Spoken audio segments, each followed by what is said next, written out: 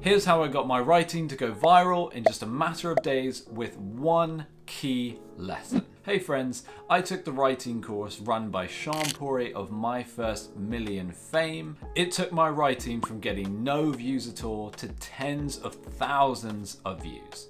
By the end of this video, you'll be able to make your writing go viral on social media platforms as well. For years, I tried writing great content for Twitter, LinkedIn, Instagram, you name it, I tried it, and the content kept falling flat on its face. I couldn't seem to get it to take off and to get the views that I wanted. At best, the post would maybe get 70 impressions or 5 measly likes. They would then wither and die, and I wanted to go viral. I wanted people to read what I had spent hours and hours writing. I was tired of the world ignoring my ideas, and so that's why I signed up for Sean's course, was to give my ideas better packaging. The first thing you need is amazing packaging for your ideas. That's what makes them go viral. It's not what you say, but how you say it. And emotion is ultimately what makes the reader connect with your writing and want to share it. So if you want your writing to go viral, you have to connect with the reader's emotions. Before you start writing anything, think about the reaction that you want from the reader. What do you want the reaction to be? Do you want them to burst out laughing? Do you want them to be enraged by what you've just said? Do you want them to respond and say, "Oh, that's so cute.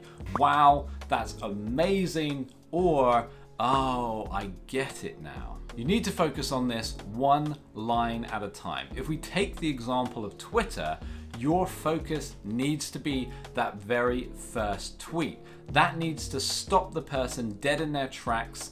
John, let's imagine, is sat waiting for a bus and he's scrolling through Twitter to kill time.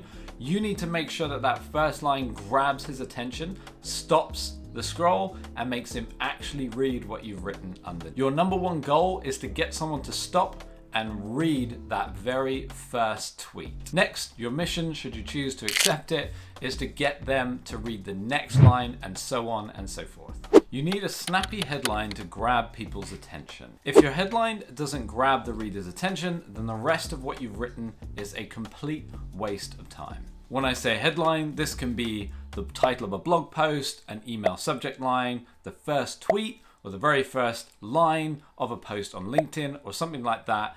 Ultimately, it's that very first line that your reader is going to see. Now, for some of us to be that attention grabbing can be scary. We don't want to be too over the top, but this is something that has to change in terms of how you approach your writing. If you really want it to take off, go viral, and for more people to read what it is that you're trying to communicate. Most writers spend just 5% of their time on the headline and the rest of the time on actually creating the content.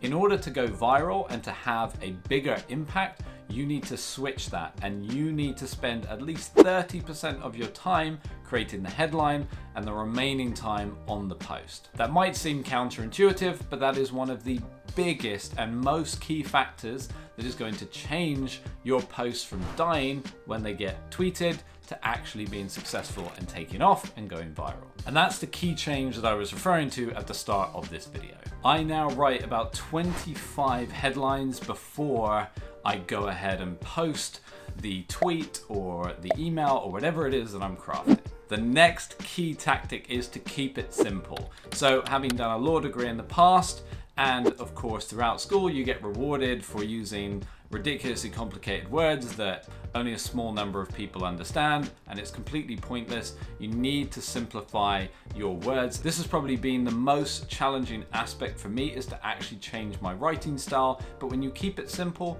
more people can connect with your writing, and the more people that connect with it and understand it, the more it's going to get shared and consumed. The final part of viral writing is, of course, ideas. We need something to write about. There's a few ways that you can approach this. You can think back to life experiences you've had. So think about best, worst, weirdest job perhaps that you've had, or investment you made, or business you've run, or friendship that you had, and start to really mine those past experiences for stories that you can use.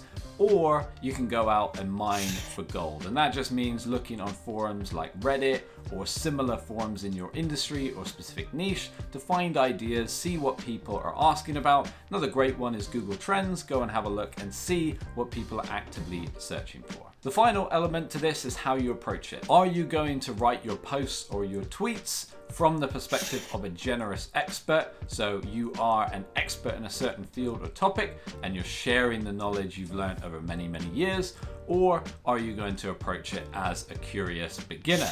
Personally, I prefer the curious beginner approach because everything is going to be more fresh in your mind. If you just learnt it, it's much easier to remember those lessons, potentially the things you struggled with, and to share it, which means arguably you'll actually be offering more value to your audience and to your readers. I hope you enjoyed the video. Make sure to sign up to our free newsletter, which is read by over 10,000 writers, where I give writing hacks and other free resources to writers. Link below. Look forward to seeing you in the next video.